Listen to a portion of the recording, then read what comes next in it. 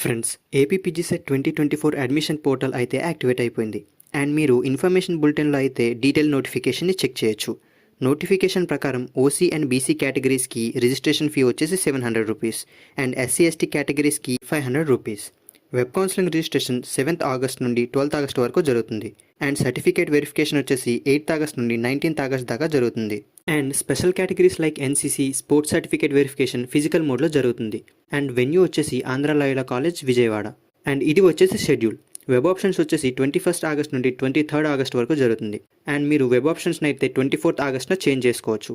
Seat allotment అయితే August 28th జరుగుతుంది. And reporting వచ్చేసి 29th నుండి 31st ఆగస్ట్ దాకా జరుగుతుంది.